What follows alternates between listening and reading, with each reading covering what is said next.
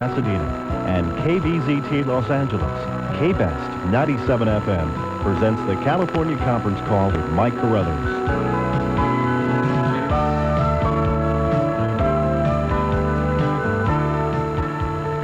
Good evening, welcome to the program. You ever find yourself sitting alone in a room and you have this wave of self-doubt roll over you and you start thinking, you're just not good enough, and someday the rest of the world is going to find out just what a fraud you are? That's the subject of a new book. It's called Courage is a Three-Letter Word. Its author is Walter Anderson. Walter is also the editor of Parade magazine, the Sunday newspaper supplement, and he will join us tonight at 12 o'clock. Pornography has been in the news a lot lately, what with the Meese Commission's report, the decision by 7-Eleven stores to stop selling Playboy and Penthouse magazines, and many religious leaders calling for Americans to clean up their morals. Tonight we're going to devote 2 hours to this topic, and we invite your participation via the telephone in just a little while. In the studio, we have some decidedly different points of view represented. Stephanie Kennedy is a member of the Los Angeles County Commission on Obscenity and Pornography. Homer Young is a retired FBI agent. He spent 32 years in the FBI, much of that time investigating the interstate trafficking of pornography and white slavery, as well as the link between organized crime and pornography. And finally, William Margold. Mr. Margold has acted in and or directed over 200 X-rated films and has appeared in X-rated magazine photo layouts.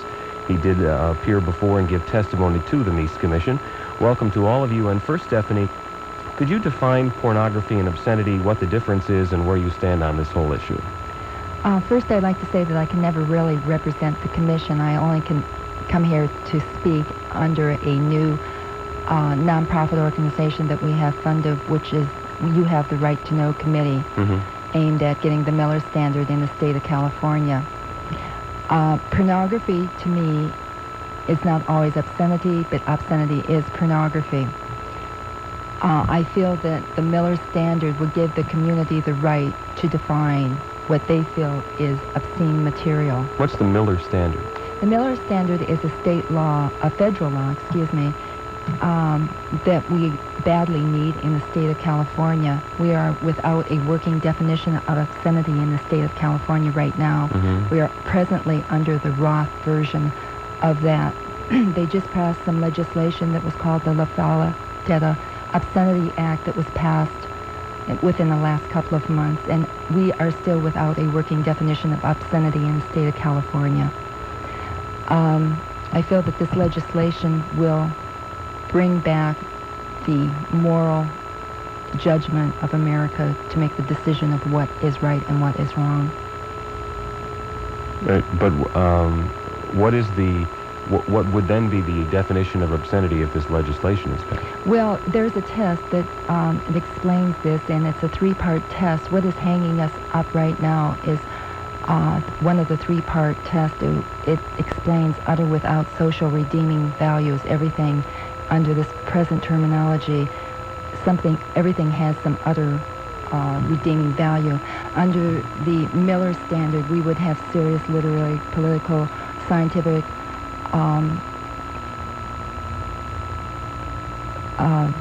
political, I'm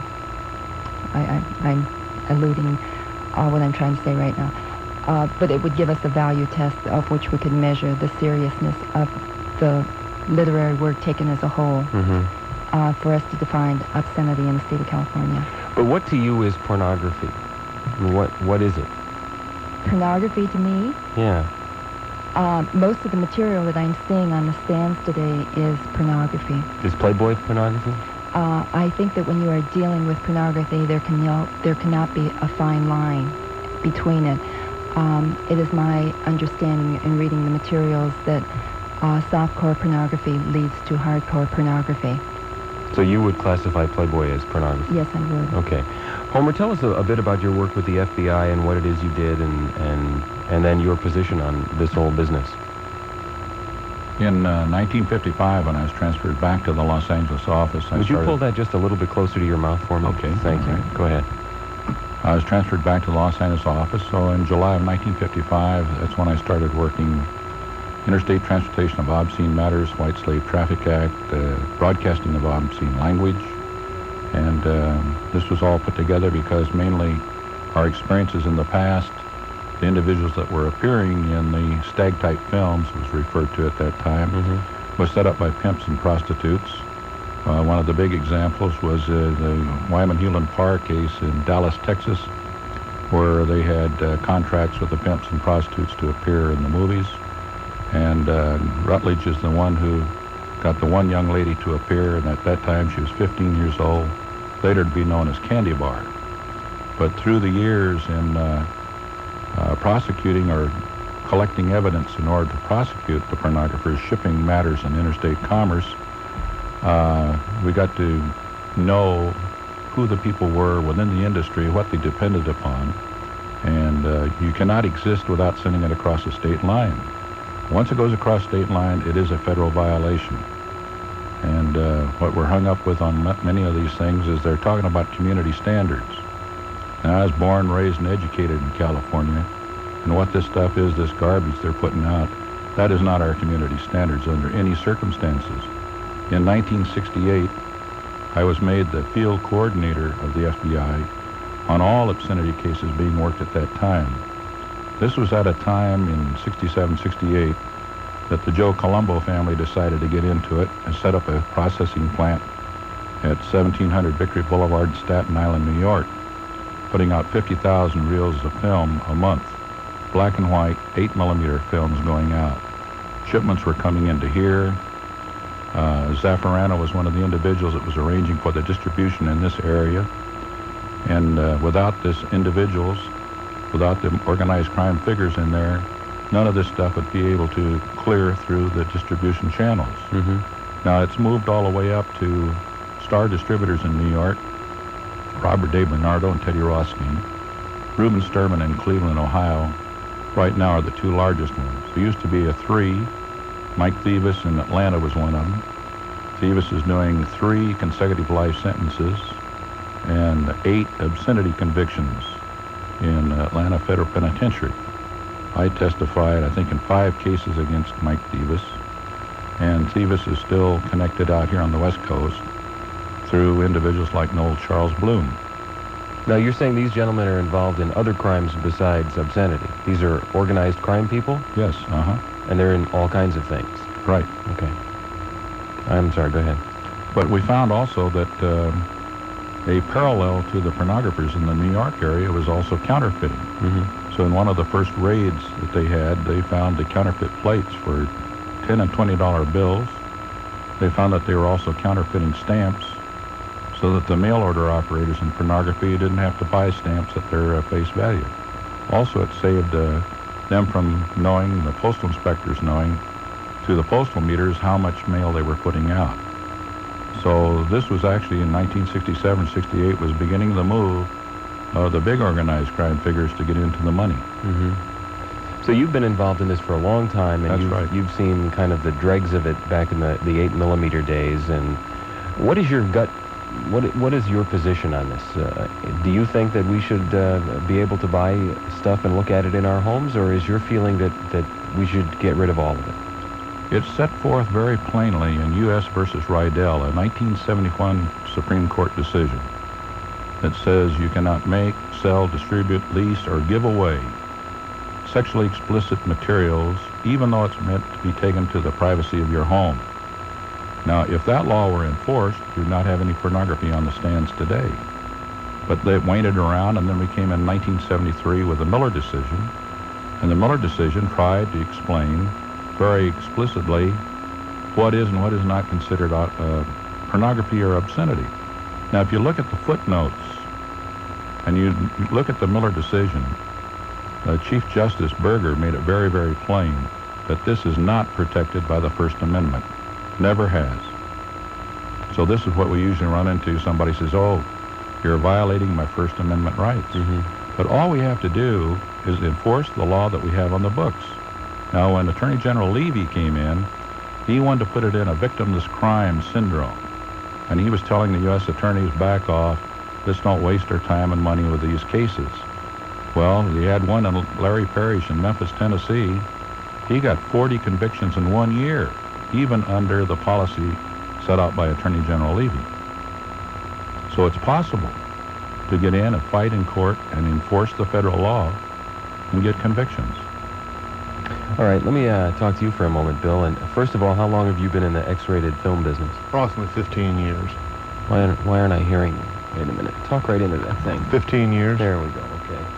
And why? I mean, you could have been an architect. You could have been a banker. Well, Why? I got into the X-rated industry in a sense like a George Plimpton, to write about it, to find out what it was like. I am a writer. I'm a journalist. I write for a publication called The Hollywood Press. I'm a film reviewer.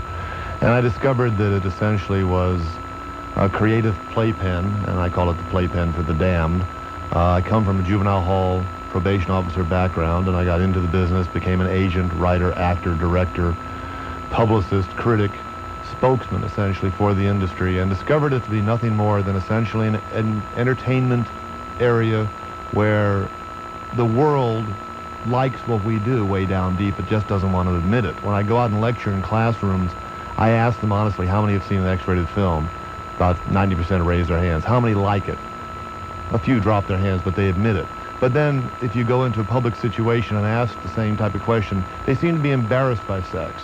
And it's interesting to note that the more that people are pointing fingers at us, such as the Mies Commission, who essentially have done nothing more than drop a mattress on a very small match, the more our industry will rage like a forest fire. If indeed people left us alone, we probably would go away. But I firmly believe that as long as America has a very, very dirty mind and believes that sex is dirty, there's a need for the X-rated industry. We're a catharsis industry. Our purpose is to get America up and off, not out in the street with a hatchet in his hand like these legitimate R-rated movies such as the Commandos and the Raw Deals and the Cobras that are laced with violence, no social redeeming value, and these are the kind of films that are dangerous. We're not dangerous. But now, in the stuff I've read about you, you have distanced yourself from those X-rated films with children and animals in them. Well, the Adult Film Association in general is vehemently opposed to child pornography, to bestiality, to aberrant violent recreations. The violence in the X-rated films that you see today is between consenting adults. When somebody is spanked, when somebody is tied up, when somebody is placed into bondage, when somebody is put into an S&M situation, it's between two consenting adults, both of whom are being paid very well for what they're doing. These are professional performers. However, let's take Tracy Lords, for example, who was 15 and in porno movies. Well, the Tracy Lords situation has yet to be totally delineated as far as fact. I can't comment on what we really don't know yet. Everybody's pointing fingers at Tracy Lords and saying 15 years old. I could say that Tracy Lords was born a man. I could say she had two other legs and a tail. I'm not saying anything about Tracy Lords yet. When the industry discovers the truth about Tracy Lords, I doubt that they'll ever use her again, like many people think they will, because that would be tantamount to Jesus inviting Judas back for a second dinner. Yeah, but you can't tell me that this hasn't happened before, where a girl's too young and they say, go get some ID, and she does, and she's in a movie. Well, I know that as 10 years that I worked as an agent running the biggest nude model agency in the world, I would scrupulously check out their identification, and then I would use a little interesting ploy with people I suspected that were underage. I would say that if indeed you're lying to me, I'll throw you into juvenile hall and leave you there until you're 18. You'd be surprised how well that worked about people that were trying to put one over on me. I don't think that the agents knew, or the agent per se knew, about Tracy Lords' identification, if indeed it is proven that she was underage when she worked. At this point, we really don't know. Okay. Well, now that we've gone around the table formally and had you speak, I want to start addressing questions and just have anybody answer. But let me first start with you, Stephanie, and ask, why shouldn't people look at pictures of naked women and videotapes of people having sex in the privacy of their home? And who is the Mies Commission or anyone else to say that I shouldn't do that? What I disagree with is the pedophiles, okay? I think that I do not like looking at sex pictures or making sex dirty. I do not think that sex is dirty, as you have stated. And I don't think America thinks that sex is dirty.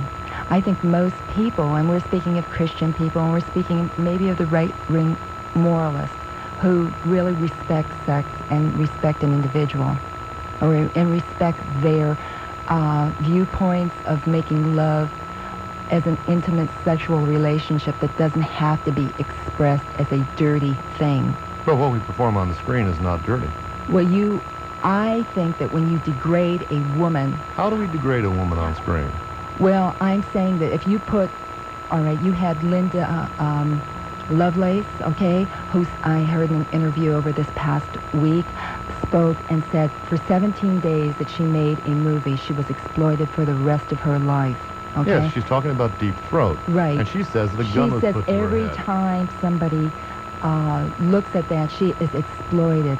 No, she is legend. Well, yes, she is she legend, doesn't and now like... she is re-exploiting herself by writing She- lies. in No, her she's not numerous writing books. lies. You're not accepting... They what- are lies. I have talked in depth with the man who worked with her, one Harry Reams, on the set of Deep Throat for all those days she was supposedly exploited. He worked in intimate depth with Linda Lovelace and noticed no bruises, and noticed no guns, and noticed no threats. But when Linda burned out in our industry, she turned on our industry and capitalized on turning. She is a hypocrite. The only gun ever put to her head was a gun of hypocrisy.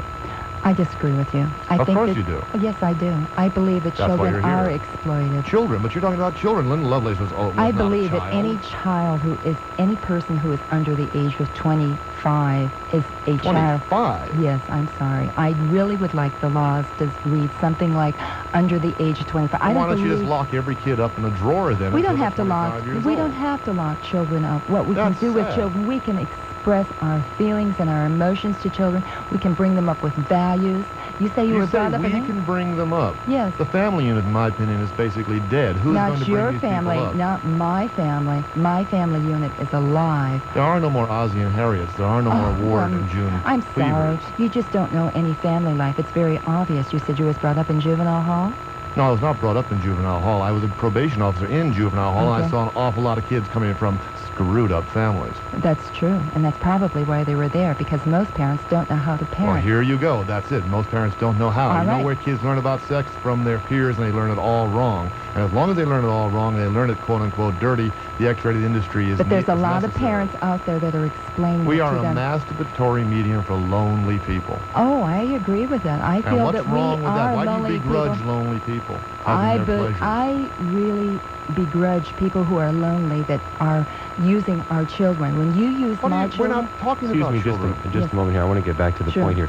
And what is it, Stephanie, that you would like to see? What would you like to see different than what you see today? I would like to see the people to stop humiliating women, okay? Stop humiliating children. Stop We them. don't use children in Bill, I'm this come not on, saying, come on, I didn't please, say, please. I didn't say that you were using children. I'm saying that pedophiles use this material prior to, almost in all cases, child molestation. You can't deny, Bill, that there are children in pornographic films. Now, whether you're But making not them in or the mainstream Adult Film Association of America, That- XRCO, X-Rated Critics Organization, sanctioned motion pictures. That's not my Child question. pornography is a very, very minor underground facet of the X-rated industry, as is the bestiality, as is the real S&M that they showed at the Mies Commission. If you really believe that we murder the people we work with, we'd be an extinct industry within a week. I'm not saying that you murder people or how many people. I don't know those particular statistics and what you are dealing with, okay? I'm just saying what you are doing to the women. When people pound nails into women, such as what was shown here in Los Angeles, or put mouse traps on their breasts, I think that is degrading a woman, and I think that that has to stop. When you put a woman into sexual bondage and have to whip and beat her, I think that is wrong. There are many levels of that violence, and some of the violence that is created is recreated type of violence where the woman has no more scars on her than I would if I went out and played touch football.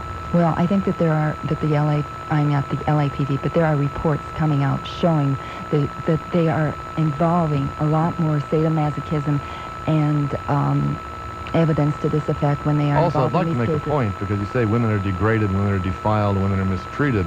Women, by and large, in our industry, are creating in this industry now. There are directors and writers, female, and also the women, by and large, get paid more than the men for performing in these movies. I don't think that's denigrating the women. I think that's uplifting them. How many women, what are their ages?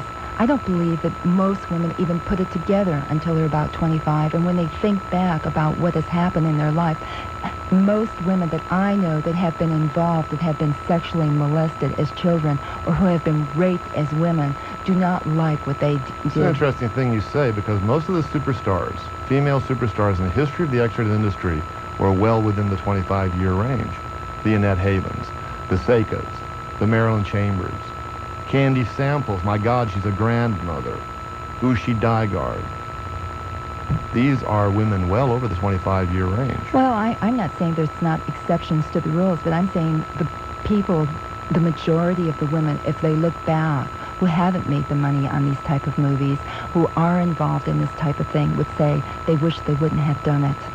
Stephanie, do you separate pornography from erotica? I do not think erotica is necessary, okay? I believe it's important to discuss sex, and my main interest is with the children, all right? This material that is used, that they're trying to get into the school districts to explain sex to our children, I think it's the wrong approach. But do you think that it is wrong? I think a recent statistic was that 40% of the X-rated films are rented by women, either alone or with their boyfriends, presumably as some sort of erotic stimulation. Do you think that's wrong? If they want to look at it, shouldn't they be allowed to look at it? I'm sure that they will always be able to get this type of material. I'm sure that they will be able to be excited by this type of material. I think that if they realize what is happening to the children, then I think that they will make that decision in their own personal lives not to view this, especially if they have children in their homes. Or later on when they become parents and they realize that quality of life that they have produced. I think there has to be a line drawn between hardcore pornography and what is right for the family values. We'll take a break and be back with your phone calls. Our number is in the 213 area, 520. On the California conference call with me, Stephanie Kennedy, retired FBI agent Homer Young, and Bill Margold, X-rated film actor and director. Now, Bill, I know you talk a lot about the fact that you don't think there's a link between organized crime and X-rated films, and I bet Homer would disagree with you. First of all, why would you say there isn't? I don't think there's a major organized crime involvement. I think there's about as much organized crime in the X-rated industry as there is in professional sports or politics. Well, that doesn't, what is that? That doesn't make it right. Means that still... No, it doesn't make it right or wrong. There's nothing wrong with a little organization in any profitable way of life. Homer?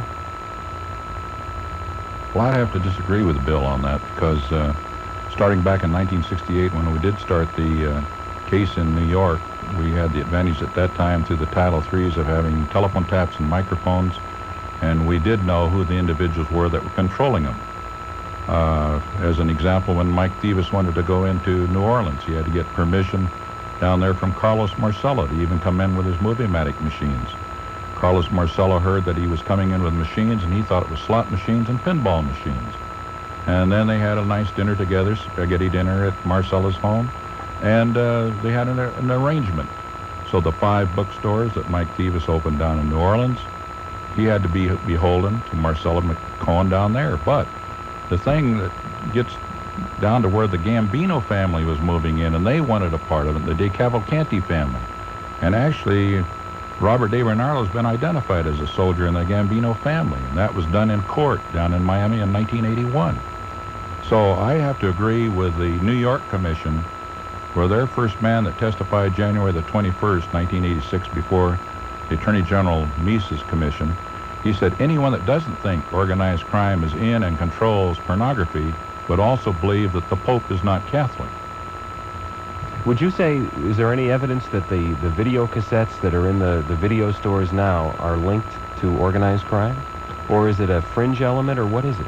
Testimony from the U.S. Attorney and the fellows from South Carolina pointed out that the videotape business itself cannot exist without going through the organized crime distribution channels. Mainly 2 individuals, Reuben Sturman and Robert De Bernardo. Those 2 individuals control it. And from that, you're losing taxpayers' money and everything else by not being able to control other than what they're doing in their distribution rights. So they're distributing everything? You have to go through their distribution channels to even exist. If you don't go through their channels, you're liable to end up like the Spilotro brothers, The other thing is Robert DiBernardo's now missing. He's come up missing. Sounds like a Mario Puzo scenario. I've dealt in modest distribution of videotape, and I've never met any of these gentlemen, nor have I ever sat down to spaghetti dinner. That wasn't with tapes. That was Movie-matic machines. Well, you mentioned tapes. You're saying that tapes can't be distributed, and I've dealt in tapes on a modest basis, and I haven't had to make any deals. I haven't had to kiss any hands. I haven't had to kiss anything that I didn't want to kiss in this business. That's something that people have a misunderstanding about also. No one forces anybody to perform in my industry. No one drags you in off the street, beats you, forces you in front of the camera. Also, nobody forces anybody to look at pornography. I don't go into an adult theater and see men sitting there with toothpicks in their eyes holding their eyelids open. I don't see people standing on sidewalks and tapes running out and assaulting them and dragging them inside and saying, take me home, take me home, take me home. We are an in-demand type of business, and now couples are entering into it. Women are entering into it. They're buying the tapes, taking them home and showing them to their husbands, and we're teaching America a thing or two about sex. Oral sex, anal sex, making love, performing in bed, performing in other rooms other than bed, making love with the lights on instead of off. This goes on back top to of the the covers. 1971 decision, Rydell versus U.S. Well, if that was enforced, you wouldn't even yes, be but if there. that, why wasn't it enforced? That's a good question. Because wiser men prevailed. I wouldn't They say allowed sex to reign. that. I wouldn't say that. Well, apparently it could have been enforced, and why wasn't it? If indeed they had the guillotine, why didn't they chop us off at the ankles? Why does sex have to be taught? Isn't it a very natural Because there's an thing? awful lot of ignorance in the world. Oh, there's not ignorance That's why you about have sex. Come on, pregnancies look coming at... out. More pregnancies than you want to deal with. Do you know why we have pregnancies in the world? Because of the... Because people are guilty when they're in Oh, bed. no, They don't no. know anything about Oh. pulling out. No, I'm sorry. I disagree with you. I think you're really saying something to our children here in America when you have all this proliferation out there. I think that you are saying to children, this is acceptable behavior. You can go out. You don't have to be responsible for your acts. You can go out and get an abortion. We can provide you with all this. You're not even bringing back the morals into the family. You're not making them responsible for their acts. Why are you always talking about children? Because We're children dealing with an adult medium. Well, you are dealing with an adult medium, and this adult medium is out before our children's eyes as they walk down the streets and they see it on TV, they see it in these magazines. They see it on television. They Well- see the X-rated industry on television. Well, let me see here. We had, let me see, Jim Clancy, who took off on... Oh, he did take off. Yes, he rambled on for over an hour saying absolutely nothing until all 9 commissioners were nodding in their chairs. Well, he was the one who brought this out and took this stuff off the TV network here in the Riverside area. Get the lock boxes. Keep it away from the Then kids. it has been proven that the lock boxes don't work, that they can jiggle these little dolls around and bring on these particular adult. The whole thing is, if you tell somebody something is bad, they're going to want to see it. If you let them see it and tell them there's nothing wrong with it, they'll eventually become very bored with it and walk away. That's not what Victor Remember Klein says. Prohibition. And you would remember Prohibition. I'm pointing like this. I forgot I'm on Victor television. Klein I'm didn't pointing say at Mr. Young. Remember Prohibition. When they were told they couldn't drink, they drank lighter fluid.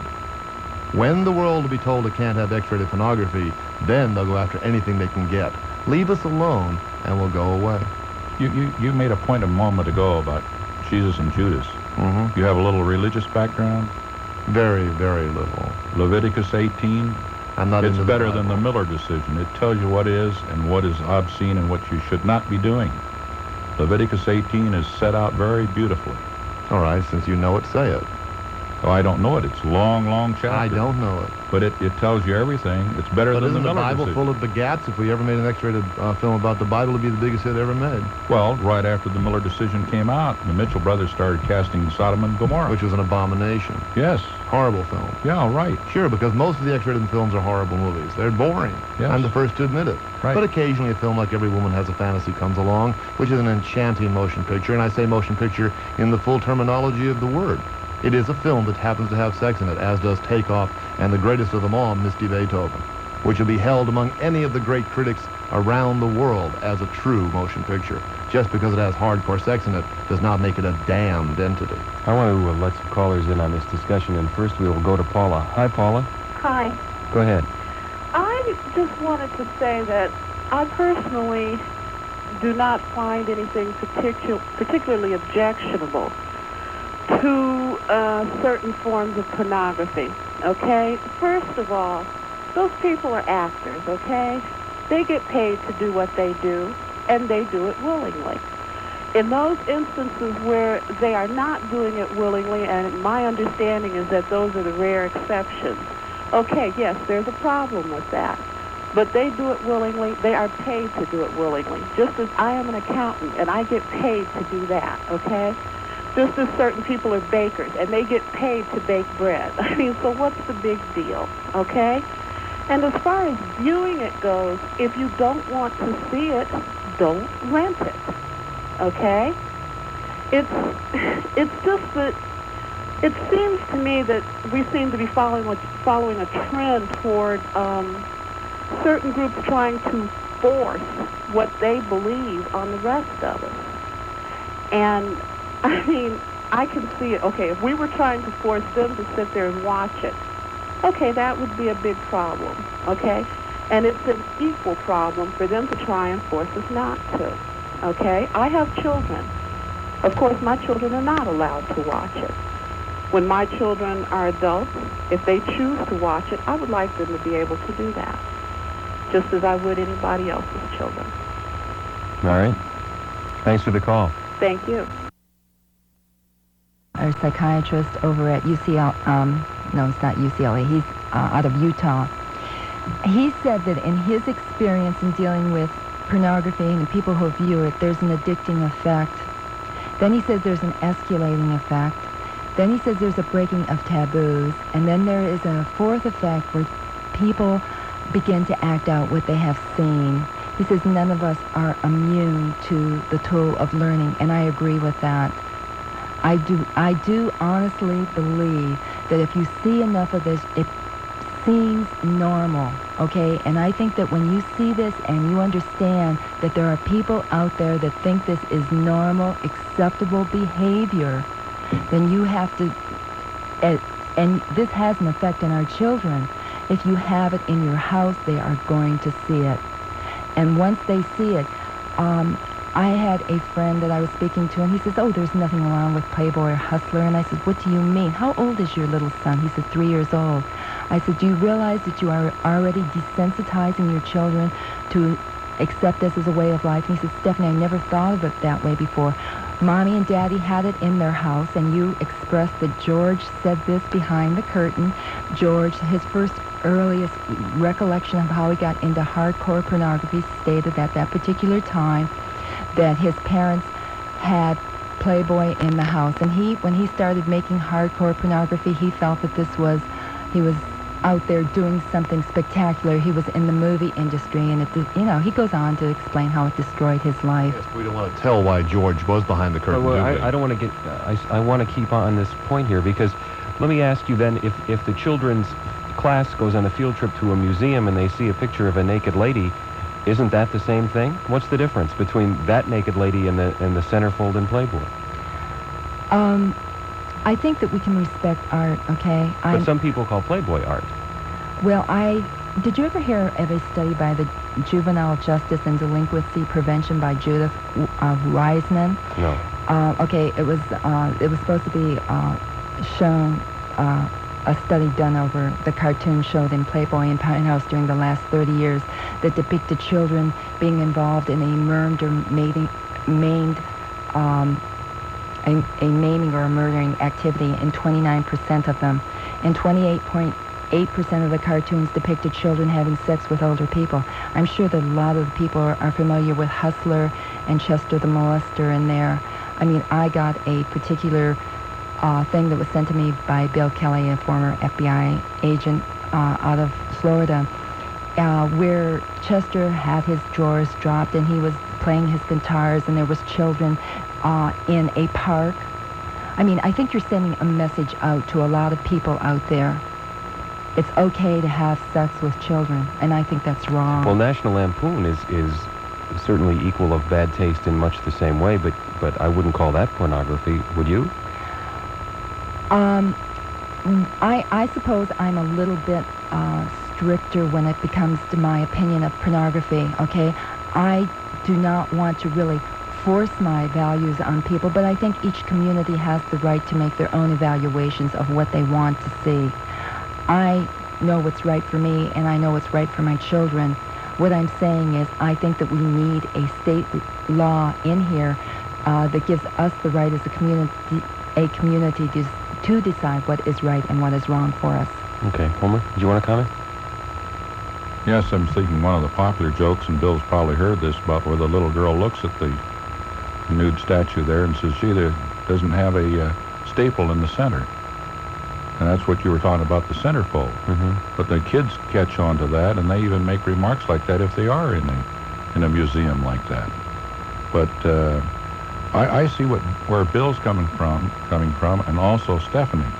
But having been in law enforcement, where you've got the law on the books, as far as I'm concerned, I'm not trying to force my morals on you or anybody else. The thing is, if the law is on the books, either we get rid of it or enforce it. And it's just like you were talking about prohibition. You want to get rid of the bootlegger, you get rid of the still. And that's what the federal government's got to do. Go after the locations that are making this garbage and pumping it out across the United States. I'm not getting involved in whether this is good or that is good. If it violates the law, let's enforce the law. And the two individuals, had they been enforcing the law, the U.S. Attorney in New York and the U.S. Attorney in Los Angeles, we would not have pornography. You can get rid of it in 18 months very easily. Well, why don't they enforce the law? Because they've been going along with a little directive given to them by Stephen Trott, Chief of the Criminal Division. Steve Trott still got his mind fixed as an assistant DA out here, where he's talking about the contemporary community standards of California. But once he became the U.S. Attorney, he had 7 counties to draw his jury from. And it's the jury who decides on the community standards, not the prosecutor. So when he puts out a letter to all of his United States attorneys saying, you should consider your community standards before going into prosecution or indicting, he's giving them a crutch to stand on. And back in L.A., we got one of the best police departments anywhere in the United States. Excellent. And 8 guys that are working darn good. And I think their work on the pimping and pandering thing is great. It's a real nice thing. But their hands are tied in many ways because we still have this Roth Memoirs thing here to try to enforce the law. And that's like trying to drive a Model T Ford down the freeway down here in the high-speed lane. Mm-hmm. In 1972, we tried to change the law in California. I was one of the 3 individuals that sponsored that, along with Senator Harmer and District Attorney Woodruff Deem. And out they came, the pornographers saying, oh, you do that, you won't be able to see True Grit, you won't be able to see the Bible. They gave the same stuff that they gave back in Maine just a few months ago. But the thing we wanted it changed to came out in the 1973 Miller decision. Everybody in the United States got the Miller decision, what we wanted in 1972 here in California. The lobby up there and Willie Brown is going to stay away from changing any law where you can get successful prosecution in this state at a state level. But we don't have to worry about the state level. Get the United States Attorney to enforce the law. And when you look at what Captain Doherty testified to, how many individuals are located right here in the Los Angeles area, this should be the main place for a strike force. Bring Marcella Cohen out of Miami. Let her get the strike force going. It wouldn't be very long. We'd get rid of a lot of people. Bill? Well, Doherty's an interesting gentleman. He wrote a movie called Hollywood Vice Squad, which has been reviled on both sides of the coin, which was filled with the biggest bunch of allusions to the hells that go on in our industry. It's a laughable joke. So I don't want to even talk about him. As far as our industry in general, I think the quote-unquote federal laws and the state laws, I think they're well aware of the fact that if they did crack down and drive us in 18 months out of business, they would succeed in only driving us back underground where 20 years ago we began and where we know how to survive. And they would sooner have us legislating ourselves above ground where they can see us and keep an eye on us, and we can keep an eye on ourselves, than have us back underground. Wouldn't it make sense that if you outlawed pornography, the link to organized crime would be even tighter, and you'd be back to a pretty strong organized crime link with that and pornography. Oh, you use the word, Mike, outlaw. I use it the other way. Enforce the law that we have. It's not outlawing it. Enforce the law that we have. And if they don't want that law, then they should have a group go back to the Congress and say, hey, let's take the law off the books. Now, this is what they tried to do in the Presidential Commission on Sin and Pornography from 1968 to 1970. The whole thing was lined up with William B. Lockhart as their chairman, an ACLU attorney. The whole thing was to, let's get rid of the pornography laws. Now, that thing was stacked. It had 18 people on there. And boy, I'm telling you, that report was as phony as a $3 bill. And it was not accepted. It was voted down. Only four senators voted for it. 80 was against it. So there's no comparison really what they came up. We interviewed the guy over in Sweden or in Denmark. We said, hey, what about this glowing report that you came on with? He said they handed me $10,000 and told me what they wanted me to write. And that was the glowing report from Denmark. Now, the other thing, besides that, I was interviewed for 4 hours in 1968 by 2 members of that commission pertaining to the move of organized crime into pornography in the New York area, Los Angeles area.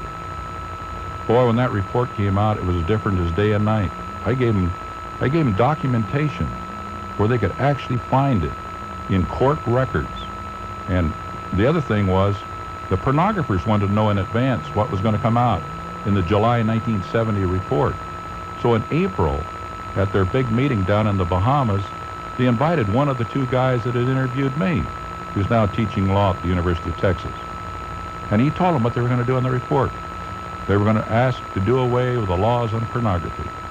So all their attorneys says, hey, you better get on board now because everybody else will be getting into the business. Well, there was a backlash. A lot of them were arrested. At their next meeting in September of 1970 at the Jack Tar Hotel in San Francisco, they were really berating their attorneys for telling them to go ahead. Hey, we got the wrong advice. Usually by attorneys, right? That's what they're paid for. Yeah, right.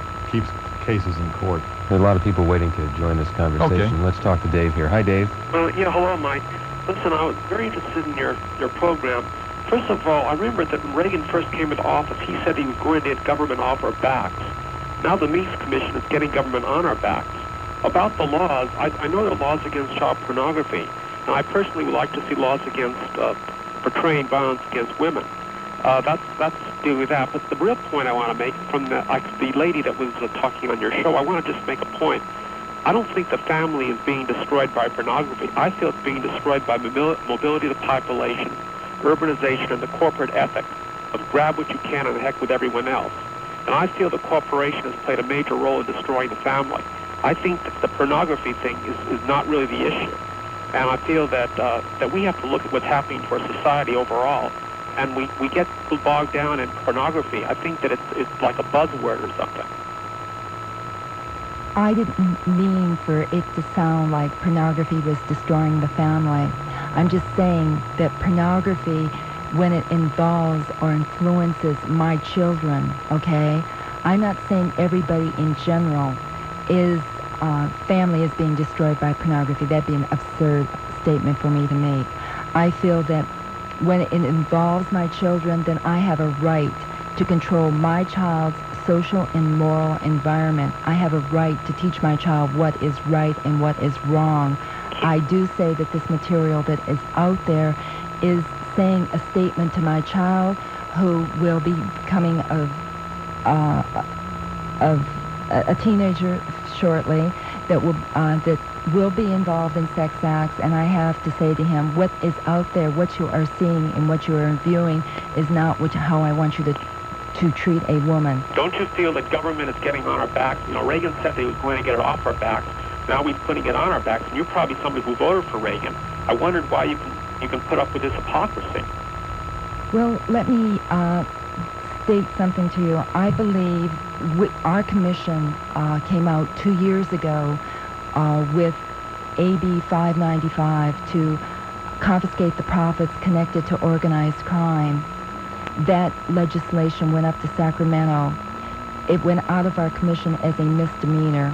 They went up to Sacramento into the Public Safety Committee, passed through that, went through the Ways and Means Committee. I called Sacramento, Ron Kester. I says, how is that particular legislation working up there? He said that the ACLU came up there and testified and wanted that to be brought in line with the rest of the organized crime felony acts. They changed it from a misdemeanor to a felony. It was back to the Public Safety Committee. It is now law, but it is not a misdemeanor. It's a felony. I believe that we have the 1982 report to the legislature on how organized crime in California, the annual report to the California legislature. I'd like to read to you the first paragraph, okay, from that particular report. Organized crime figures in California reside and operate in all the large metropolitan areas of the state. Though in somewhat different degrees, these organized crime figures are involved in a host of illegal activities, including bookmaking, extortion, loan sharking, labor racketeering, narcotics trafficking, fraud, pornography, and receiving stolen properties. What about the defense industries? Are they included too? Because they've had some people arrested there too. Probably they're in that too. I'm saying, I know what you're saying, and I think it's terrible that organized crime is so powerful in the state. I just don't feel that getting more government involved in our personal lives is going to help us with organized crime. I think we have to deal with a moral question in our society, what's going on in our society. But more laws are not necessarily going to be the answer. I think people who obey the law if they agree with it. You know, with prohibition, for example, what the gentleman brought up, when the people were told not to drink liquor, they didn't go along with that law. If you tell people about abortion, for example, if millions of people feel that they can't go along with it, they don't have abortion anyway. So if you can get all these different people all over the state and all over the country to believe what you're saying, that's what you should do. But if you're just a minority, I think you have to get everybody involved and go around the state and the country and put up such a campaign, and then you can get people to vote on it, and that's the way you should do it, but not just by passing laws. You should go out there and you should try to give your point of view wherever you can go. As a free American, you have a right to do that. And if you get people who believe that you're doing, then you can get together with them and pressure your legislators, and that's the way the American system works. Thanks. I'm sorry, we have to interrupt. Thanks for the call, Dave. We have to take a break. We'll be right back with more of your phone calls.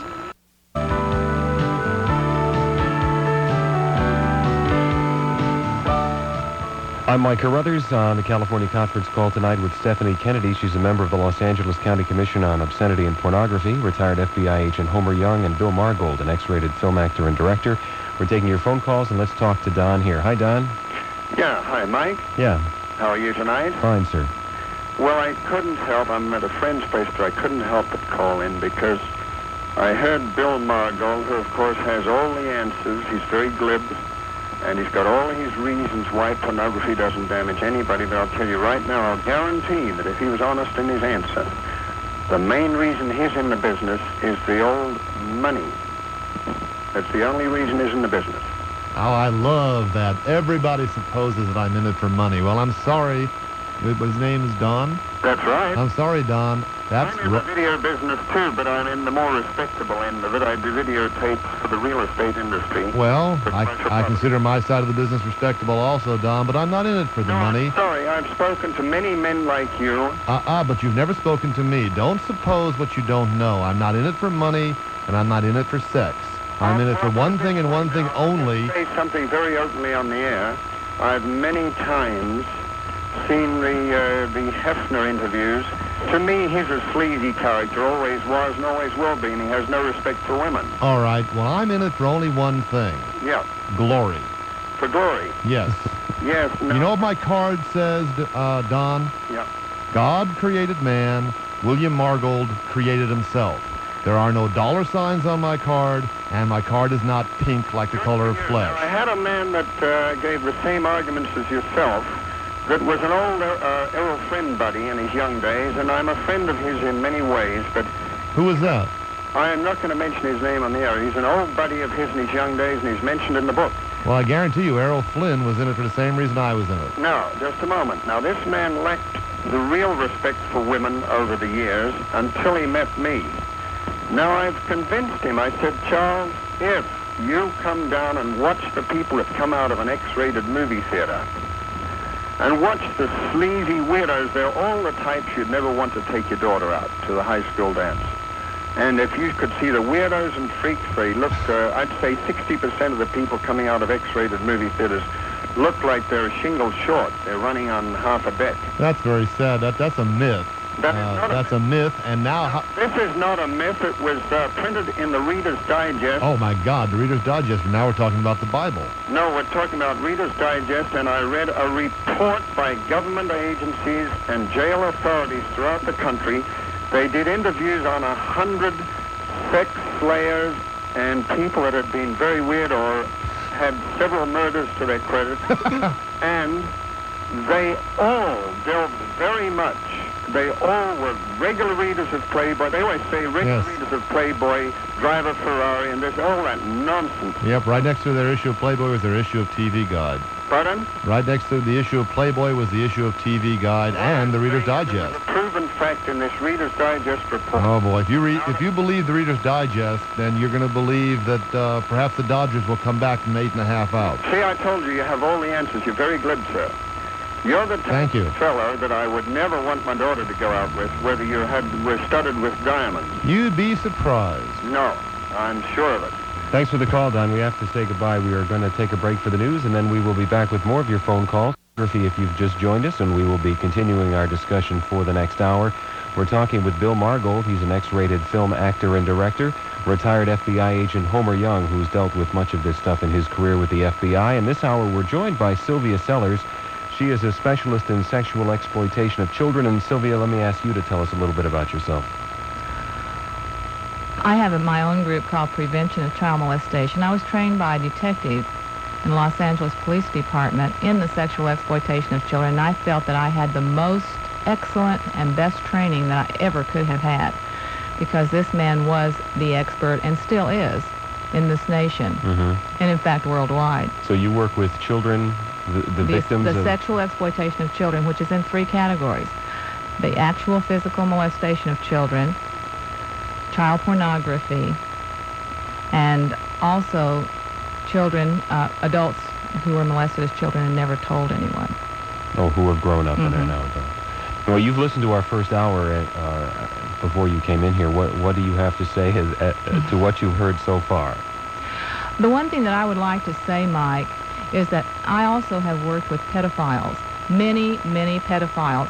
We have taped them, we've done videos with them, and in every case, bar none, they have told me that they had been involved in pornography. And child pornography, in adult pornography and child pornography has 3 uses. One is monetary value, 10% of it only. The other 99% is totally consumed by pedophiles. The other use is it gets the pedophile through his dry spell. In other words, when he's not in a relationship with a child. But the worst part of the child pornography is that it is used to lower the inhibitions of our children.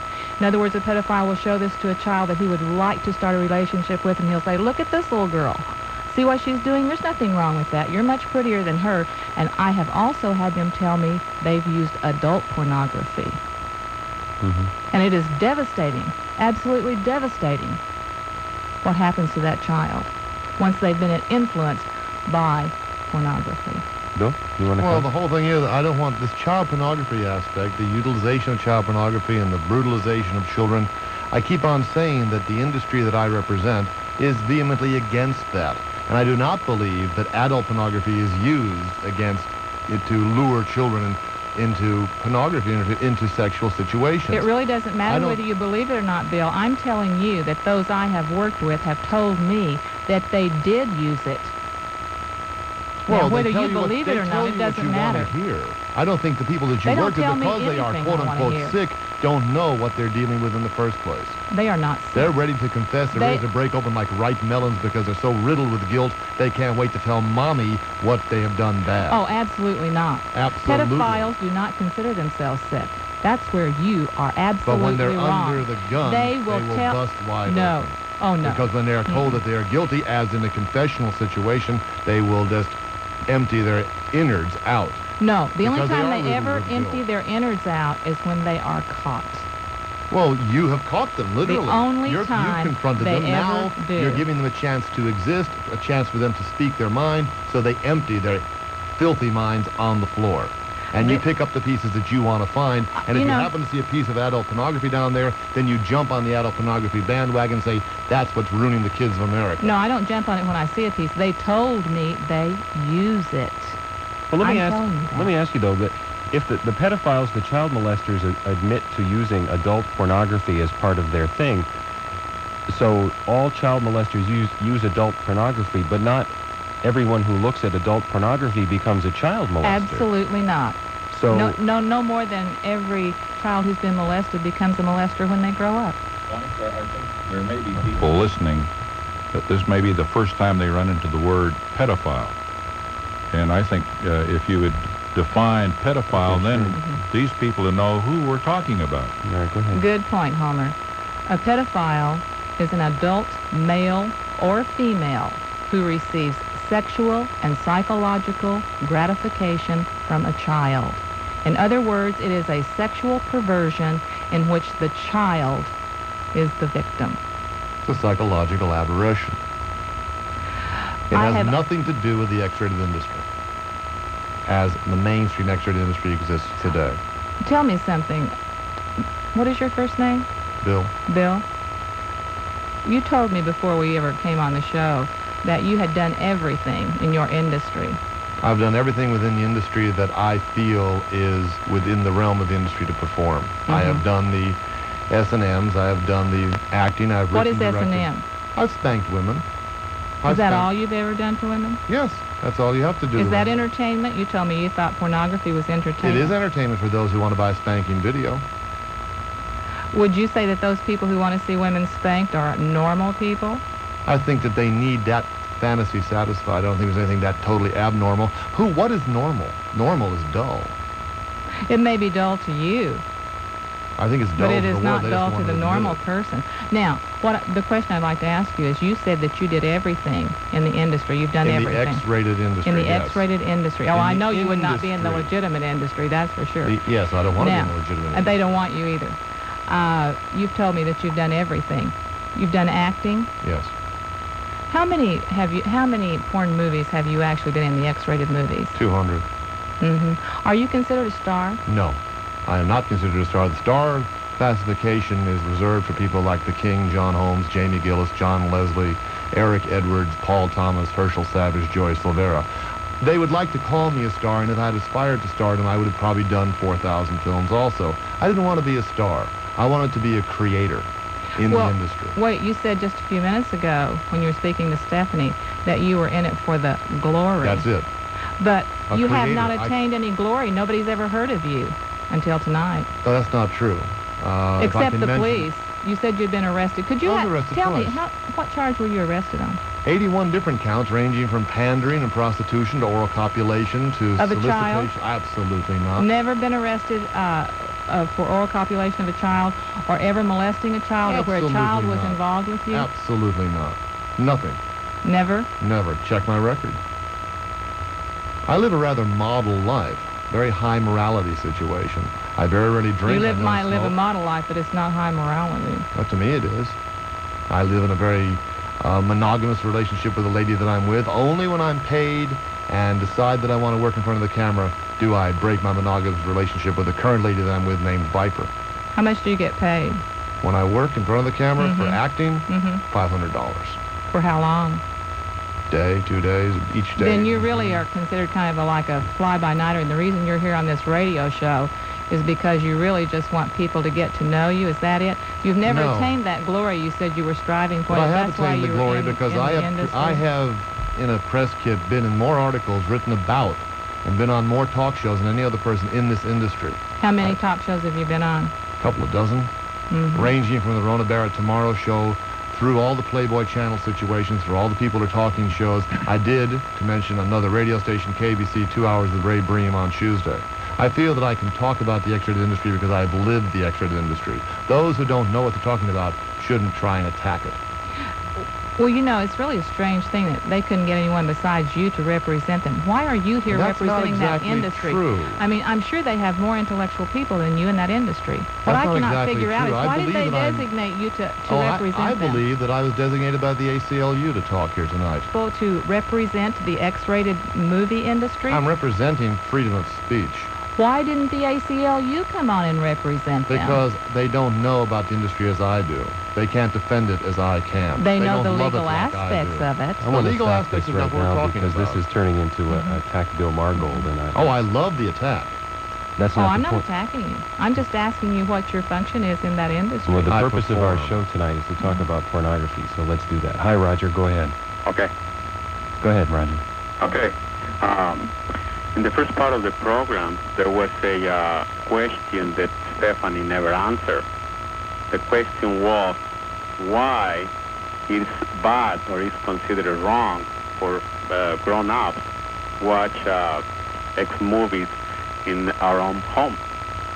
Well, Stephanie's not with us this hour, so why don't you just go ahead and give your comment, sir, and then we'll comment. Well, that was the question. I mean, she never answered the question, and, you know, I'd like to know why.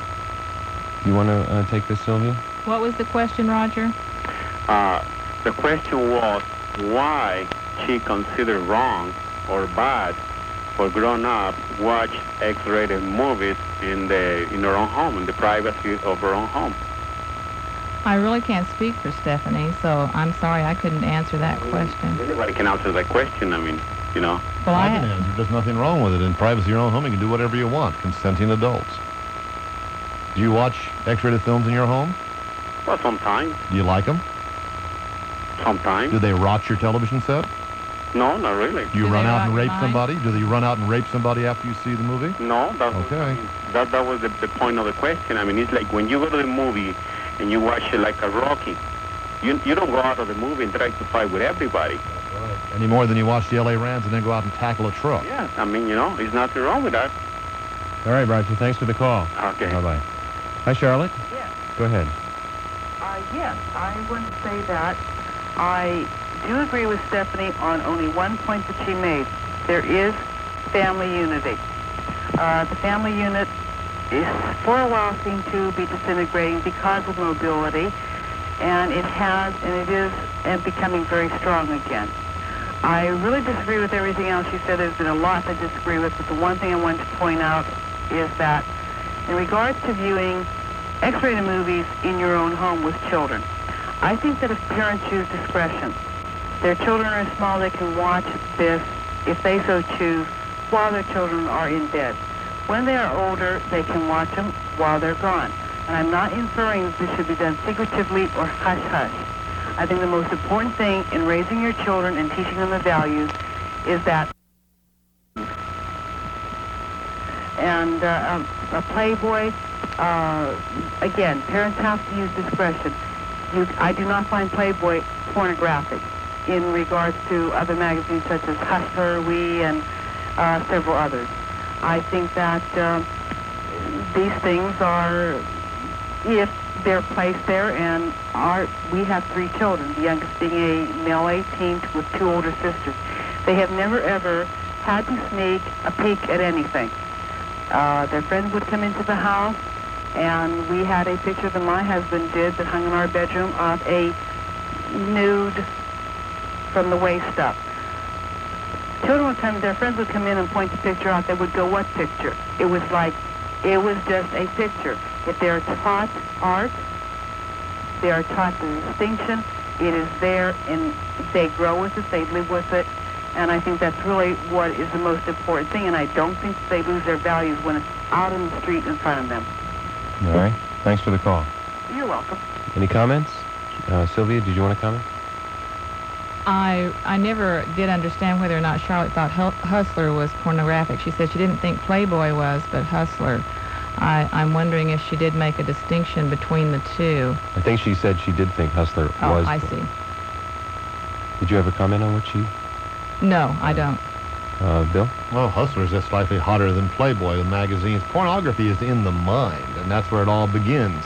It's how dirty you perceive sex. If you perceive sex as the healthy, wonderful, natural thing that it is, there's no reason, again, and I keep on reiterating this, for our industry to exist in the first place. But everybody has these little sordid nightmares running around in their mind about sex. They all giggle and titter about sex. That's something wrong. Therefore, our industry proliferates. Well, you know, you make blanket statements, Bill. You say that everybody, you know, not everybody does feel that way about pornography. Well, I guess I'm in a room with one do. person who doesn't. I'm sorry. No, it's not. Everybody except you doesn't. No, you're speaking, when you say everybody, who do you mean? Everybody in the world? Everybody in the United States? The people who need our industry, and there's an awful lot of people who need it. And I How many use the would you word say need it? Why do you mean need? Yeah, explain It's that. in the billions and billions of dollars. Now, one or two people spend that billions and billions of dollars. I didn't say just I would one say or two there's people. 75% of the population at one time or another experiments with the X-rated industry. What would you base that 75% on? And could you give me Based some facts on the on legitimate that? profits that come in through the video sales, through the theatrical industry when it was going full bore. I worked for 8 years at Hollywood International Films. I would go in every day at 10 o'clock in the morning, and the theater was full, and not with the same people. Every day. Well, People need to see what they don't know about. 75% of the people, it wouldn't take that much even as financially. If 40% of the people like pornography and It's they not could afford like it. They want to find out what it's all about. Sylvia, Bill separates his organizational ties from the pedophile stuff, the child, and you don't. You put them all in one group. Yes, I do. Why can't you separate them? Okay, we can separate them, and they are separate. But I do know that I'm basing this upon all of the pedophiles and child molesters that I have worked with that have told me they use it to lower the inhibitions of our children, not only the child pornography, but also the adult pornography. So I realize what a devastating effect this can have on our young people, on children. But don't they also use candy and money? Oh, I think that's a thing of the past, Bill. Now, Oh, you and I really? both know that they're not in a trench The man foot with the anymore. candy no longer exists. But what about the Very people who don't want to molest children but who want to look at pornography? I mean, the analogy could be made that we should take away cars because drunk drivers use cars to kill people. I mean, it's kind of the same thing in my eyes. That what's the difference? Why, because a small group of people molest children and use adult pornography to do that, should we take all adult pornography away from everybody who use it not to do that? Okay, you're saying that the ones who don't want to molest children but do want to watch the adult pornography. Right. I believe, Bill. Mike. Or Mike, I'm sorry. Go right ahead. I believe that we can never, ever legislate morality. There is no way we can do that. As a matter of fact, the same with our civil rights. We cannot make people not be prejudiced. I don't care how many laws we pass. We cannot legislate morality. That is true. But when a society legislates pornography, the kinds of things that we know factually pornography causes, then we are a society that is on its way down the tube, the same as the Roman Empire. And we all know Sodom and Gomorrah, the Roman Empire. We can name many civilizations that got to this point. And I firmly believe that that's where the United States of America is going to be headed if we continue making laws that legislate a person to do evil when every man can do that which he thinks is right in his own eyes. Because you see, if it affects someone else, whether it's little children, whether it's women, then it is not worth it. Are you blaming all the ills of the world on pornography? What about Oh, no, I drugs? don't blame all the ills What about of the world. chemical greed? We're What not about here. the- Well, we're not here to discuss that. But Well, if you'd like to later, No, we will. I don't want to. Let me ask you, going back to my analogy then, if pornography hurts little kids, you know, cars kill people, so... And women. And women, excuse me. But, I mean, cars kill people in the hands of a drunk driver, so because of that, should we outlaw cars? No, What's the difference? no, we should not outlaw cars, but we should stop drivers from driving while they're drunk. Then we should stop child molesters and not take away everybody's dirty magazine. Fine, we're trying to stop child molesters. But what do we do about the people who are watching, the ones who are doing this S&M, the sadomasochism, that when someone, say they're a little bit demented or they have a psychological problem and they watch and they go out and role model and try to do the same things. And there have been many cases, Bill, you have to admit that too, that they saw these very things on those S&M videos. I don't know if you deal in S&M. I think you said you did, that you spanked a woman on Yes, we have camera. S&M. We also have S&M facilities within the X-rated industry, a sidelight of the X-rated industry, where men can go and receive S&M treatments from professionals. Places like the Chateau. Professionals are handling these patients, literally, who go there and want to be spanked and want to be mistreated. Businessmen who mistreat their underlings go in to be mistreated. Okay, but they're going in to be mistreated. We're not going there to view that, and we're not going there to view pornography. But what you see on the screen is a manufactured situation. It isn't real, because how could I spank somebody so severely today and expect to use that same, quote-unquote, rear end tomorrow, all pink and powdered in a pretty setting? Okay, what value do you feel spanking that woman in front of the camera has to the people viewing that? Catharsis. We are a masturbatory medium. We get America off. But That's who the said that bottom all line. America wants you They to be able want to to do get that? off. Oh, and they do want to get off, because it's the pent-up frustrations, and we release those frustrations. The Well- bottom line of the X-rated industry is cathartic.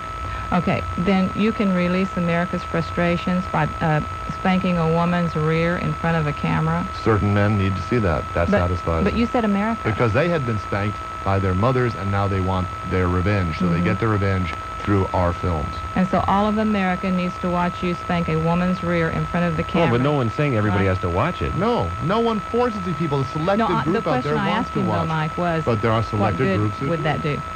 selected men want to see that. Other selected men want to see women in high heels and nylons. What good do you feel pornography does for society? It gets them off. What do you mean by getting them off? Catharsis, masturbation, release, orgasm. There are an awful lot of people who cannot experience that orgasm unless they have the pleasure of something, some stimulus that might help them along. You mean you don't feel that they can reach a climax sexually except by watching pornographic movies? Who are they going to be with besides their own hand? Well, what happened long before we could ever watch pornographic movies in the United States? They had their of minds America? to work. What do you mean? They had their minds to work with. I'm sure you can testify Well, why to. can't we still use our minds? But they are using their mind, but now we open their minds a little bit further. We expand their horizons. You can testify, I'm sure, to any number of, quote-unquote, the early black sock situations from the 1900s. The first film was a fan dance type situation. Little Egypt was captured taking off her clothes. There has been X-rated material in some form or another since the cave drawings in France, the Lascaux caves. And one of my companies is called Lascaux Communications. Those animals are not just sitting there smiling at each other on those cave walls. Man has always had sexual imagery Let's take a and call. uses it. Hi, Ken. Yes. Go ahead. Yes, I wanted to ask Sylvia how many pedophiles there were in the United States. Are we just talking about a couple hundred, or is it a large number? Well, Ken, I'll tell you the figures that I've been told by the pedophiles. This is based upon the number of pieces of literature they send out. Now, these are only the bona fide pieces of literature that have been sent out. 1 million boy lovers and 1 million girl lovers. Now, that's from them. Is this something that kind of becomes a vicious cycle, so to say, that the victims eventually become the victimizers? Many victims do become victimizers, but just because you were molested as a child does not mean that you will become a molester. But many do. The percentage is very high. Is there a cure for pedophiles? I mean, do they ever grow out of it? Or No, they do not grow out of it. I do not believe that there is a cure for pedophiles. I believe that they can be helped psychologically by psychiatric help. However, the only cure, I believe, because I feel that child molestation is a sin, S-I-N, and there's only one cure for sin. so you don't think the pedophiles ever really change then, even if, say, they find the Lord or whatever, change that? Yes, I believe they can change if they find Jesus Christ. Well, thank you. Thanks for the call. Sylvia, do you think that pedophiles would not molest children if pornography didn't exist? No, I don't believe that's a true statement at all. I believe that they would still molest children, but I believe that it is a tool that is used by pedophiles. Absolutely not. That is not what causes child molestation. We'll take a break and we'll be back with more of your calls and comment calls. And this is Danny. Hi, Danny. Hi. Go ahead. First of all, I'd like to comment about the last thing that Sylvia said about Jesus and everything. I find that very representative of all the people that want to outlaw pornography and everything else. I think that all the right-wing, ultra-conservative and the fanatical religious people, they're trying to attack our values. They want to set their values for us. I think they're trying to undermine the whole idea of the democracy in the United States. The United States was not founded only for people who want to believe in Jesus Christ. I think it was founded also for people who want to watch rated X movies on whatever at night. I think by considering people who watch these movies sinful, I think Sylvia can believe that, but she doesn't have the right to set her values for the rest of the country. And that's one point I wanted to make. And I think that she's very representative of the whole wave that's going through this country of trying to undermine the whole democracy and trying to set religious values for everybody else, but even people that don't believe in it. Sylvia? I am not trying to set religious values for everyone else. I answered a question of the caller before you, and I did not say that America was founded only for those people who believe in Jesus Christ. That would be ludicrous for me to say such a thing, when we know that America was founded for anyone who comes here. They can find sanctuary. You are very wrong. I did not say that. But you believe it. You believe that. I'm free to believe what I want to believe too. Yeah, that's right. But you can't tell I'm me not. what I should do in my own home. I'm not. If you, I mean, that's one point. I think what is it trying to? If you want to watch perversion in your own home, watch it. See, you consider it perversion, and I don't think that somebody considers it perversion. All right, that's my opinion. I'm free to say it's perversion, the same as you're free not to say. I'm free to say that the Bible is perversion. I have the same right to say that. That's fine. Yes, you do. That's right. Okay. That's absolutely right. And I have the same right to influence your life as you have to influence mine. I don't think that just... We live in a free country. That's right. All right. That's okay, right. That's the first point I want to make. And the second point I want to make is I think also Bill has it wrong. I think he said that pornography is for lonely people. And I think that's kind of wrong because from my experience, I've seen that pornography, it doesn't degrade women. I think socially it does harm because it lifts up women to such a godly level that people, lonely people that start watching pornography, just try to get away from women because they think too much of them after that. So that point also is wrong that pornography degrades women. But it also doesn't, socially, I think it does a lot of harm. Well, how does it do harm? I think it does harm because it shows women in a light that they are not in real life. Well, what films are you talking about? There are many degrees of the films there are, many storylines. In the rated X movies, women are always ready to have sex, and lonely people, that watch them in their own homes think that, that's the way real life is. But we deal in a fantasy world. We're not supposed to be emulating the real world. What do you think movies are in the first place but a magic carpet ride into the fantasies? We unlock the zippers of minds. Uh-huh. All right, thanks for the call. Thank you. All right, bye-bye. Hi, Keith. Hello. Go ahead. Yes, first I want to say this is one of the most enjoyable radio shows I've heard in a long time. Oh, stop it. It's been very exciting. You got a good cast of characters tonight. Let's see, one thing I wanted to say, Bill, you're the pornographer? Yes, I am. Yes, you're doing very good. Hang in there. There was a lady that called in maybe 4 phone calls ago, and she very much reflected how I think and feel in dealing with the subject of pornography and the education of children.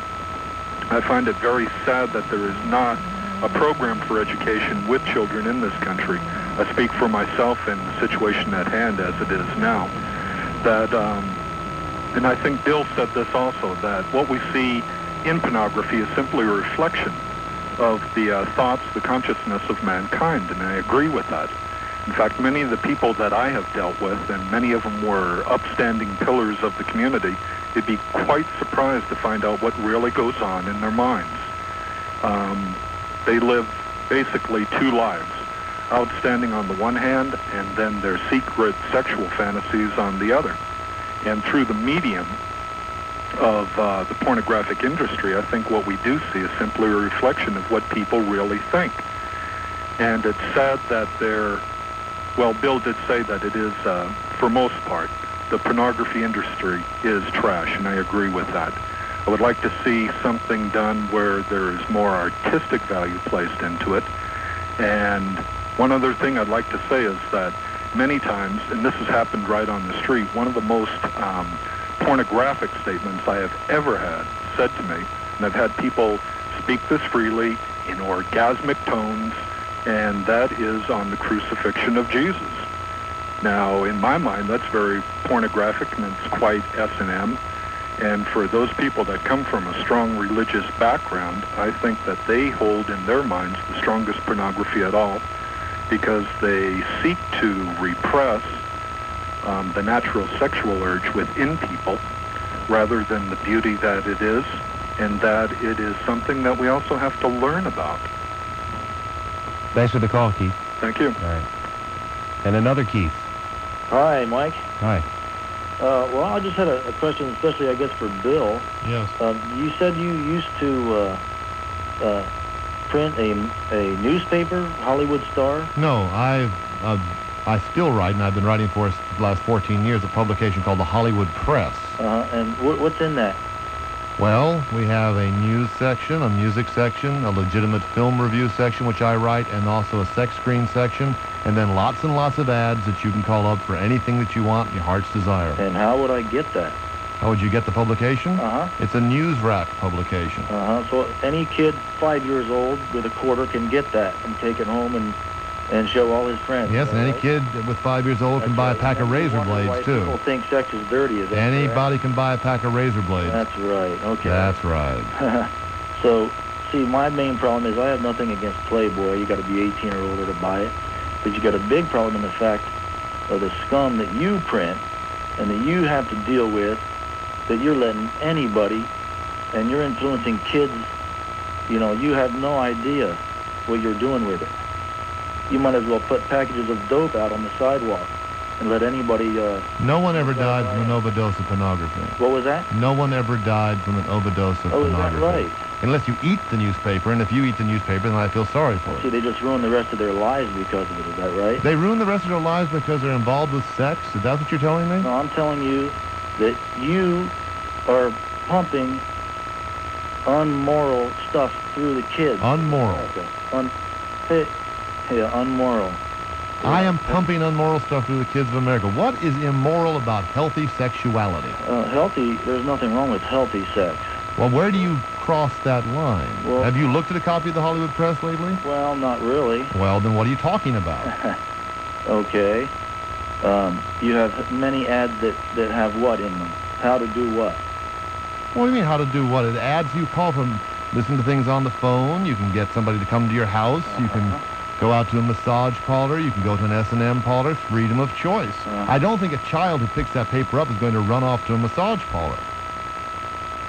Well, you're making that, those kids will grow up. I'm not making anything. No one forces anybody to buy the paper in the first place. What was that? No one forces the kid to buy the paper. If I had 25 cents, I'd go out and buy a pack of baseball cards and see if I got Don Mattingly. You know, a kid is going to be naturally curious. Good. That sounded like your kid saying that, which is rather interesting. You walk down the street, right, and you see a naked lady jump out of a newsstand. No, they're not naked. They are covered on the newsstand. Oh, they are? Huh? Yes, they are. Okay. And then you walk down Pasadena, Colorado Boulevard, right? And you walk past a movie theater. And you see Rambo standing there with a gun. You go out and buy a gun? I'm not saying I agree with that either. What do you agree with? Well, I agree with the family unit, and I agree that you should, maybe you can go to your house, okay, and look at what you want to, okay, as long as it doesn't, first of all, involve children, okay. And all these pedophiles. Well, the Hollywood Press does not involve children. By the way, shoot them all. Okay, that's easy enough. Get rid of all them. That's 2 million people you don't have to worry about right there. Okay. But you go down Colorado Boulevard or any of these boulevards, you got X-rated movie house or whatever it is. All they got across the whole front there, and you say, oh, we don't invite people in, we don't jump out and try to get you in. You can't walk by there. You got naked ladies hanging in the windows. There are no naked ladies hanging on those posters. I know what the posters are. I designed those posters. We could not have nipple nudity. They don't have any naked ladies on them posters. There is not totally nude. No nuder than an advertisement in your current Time magazine. They have a bracelet on their ankle, maybe, so they're not naked. Is that what you're telling me? No, you don't know what you're talking about, right, sir. Guy. We got to move on here, Keith. Thanks for the call. Okay. All right. Hi, Gary. Yeah. Go ahead. And like movies like The Devil and Miss Jones, like they make hell sound like it's not a bad place. So. Well, how close did you look at that? Hell is like the most boring place in the world when she goes there. In fact, Damiano, who made the movie himself, is sitting down there bored to hell in hell. Yeah, but like the people that see it, they think that hell's great. Like I've seen the movie myself, right? Yes. And people that I've seen it with thought, oh, it's great, let's go there, you know? And they make it sound like it's real great. And it's not, because it's just a movie. We're dealing in fantasy. Yeah, and... That's all it is. It has to be fantasy if it makes hell look good. Because the fact is that hell is not going to be good. Well, we don't know that, but... I know that. By the Word of God, I know that. Oh, well, we don't want to talk about God. He has very No, I little know to do you with it. don't. Thanks for the call, Gary. Scott. Yeah, hi. I'm a first-time caller from Los Angeles. Uh-huh. And I just have something that might be of interest as food for thought for your whole panel. I've been a porn moviegoer for a few years now. I'm 22 years old. And I've got some statistics that can, in my mind, prove that pornography saves lives and helps the human race altogether.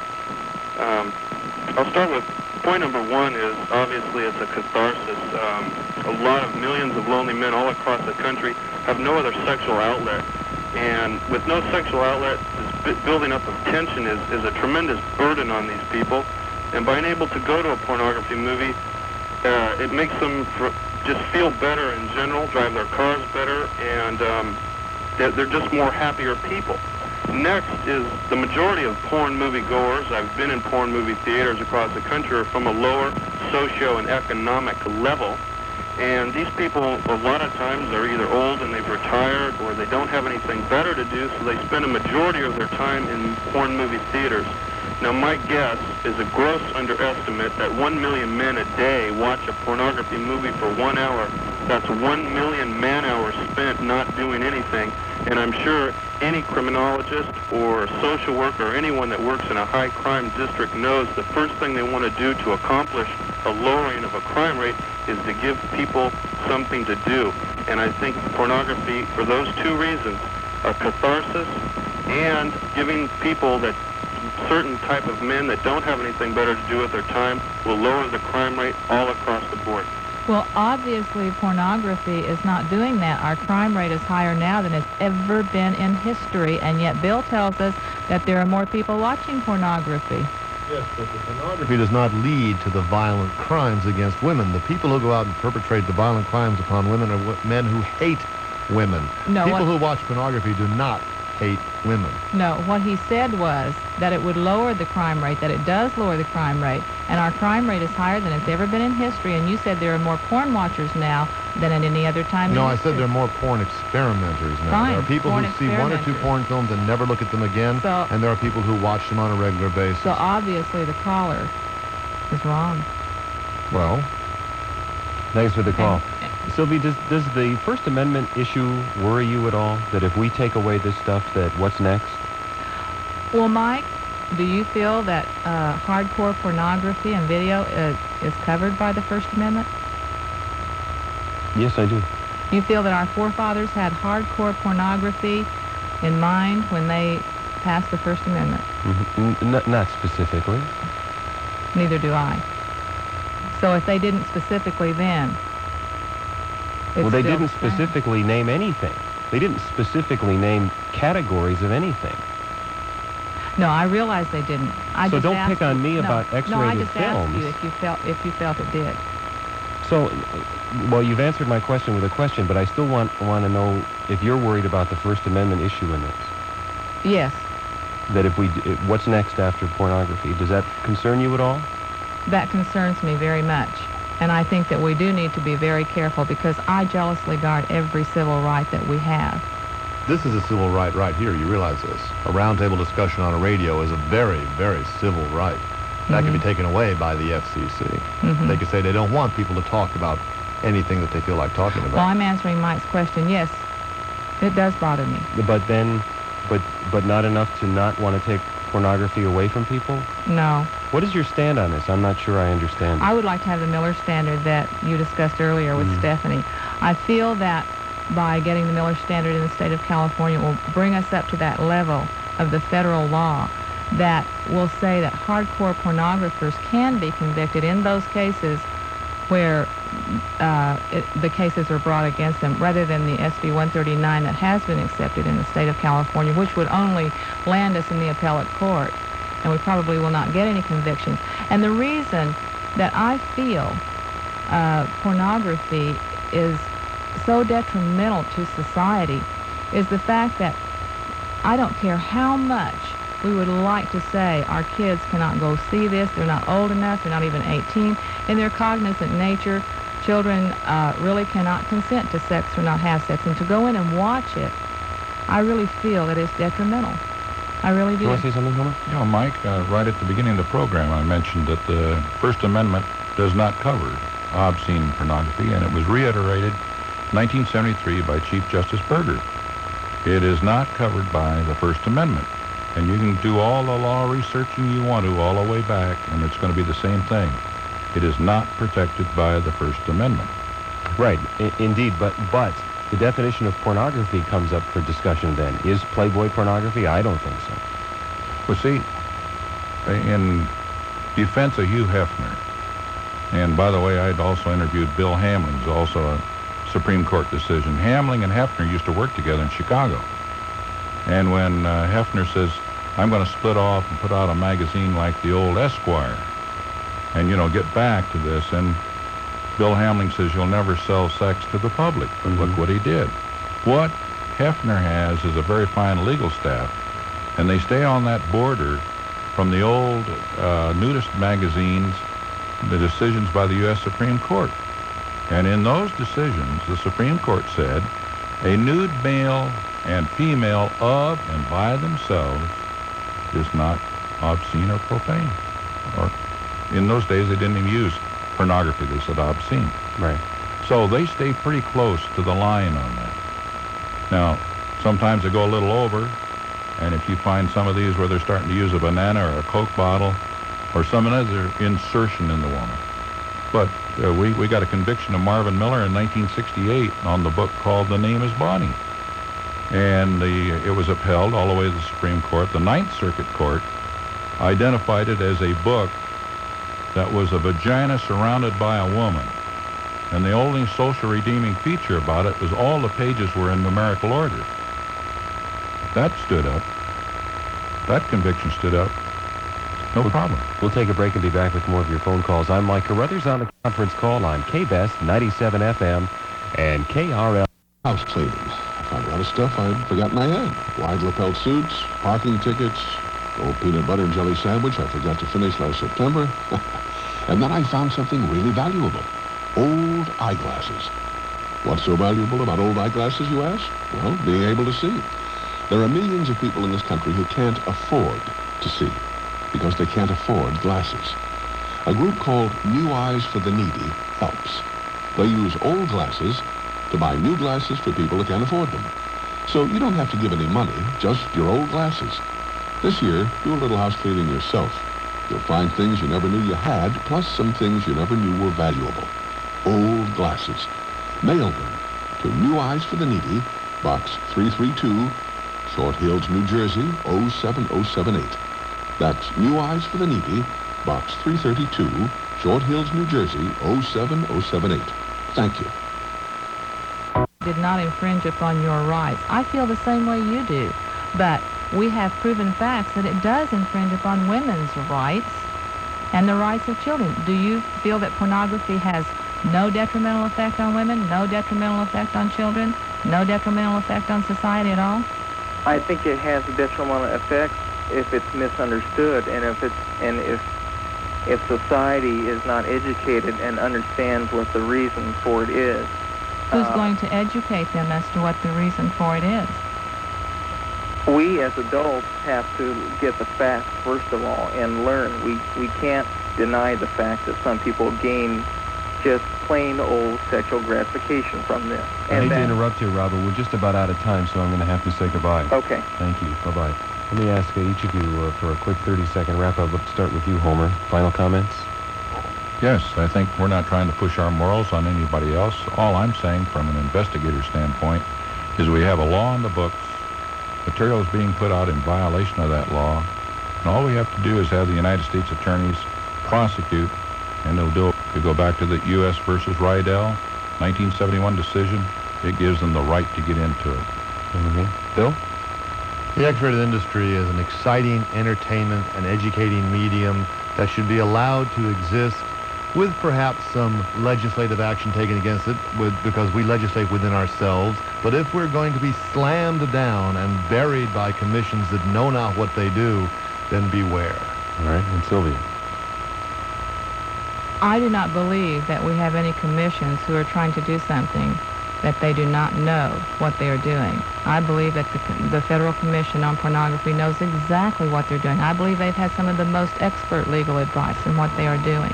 And I believe that pornography is detrimental to women. I believe that it is detrimental to children. I believe that it is detrimental to the family unit. And I would like to see the Miller Standard in the state of California so that we can begin to get convictions for those the X-rated movie industry that is showing these movies and that are showing them to children who cannot make decisions after they've seen that in their cognizant nature. Can't even say yes or no to sex. Thank you. We've been talking with Sylvia Sellers. She's a specialist in sexual exploitation of children, retired FBI agent Homer Young, and Bill Margold, an X-rated film actor and director. I'm Mike Carruthers. This is All Oldies KRLA, Pasadena, and KBEST 97 FM, KBZT, Los Angeles.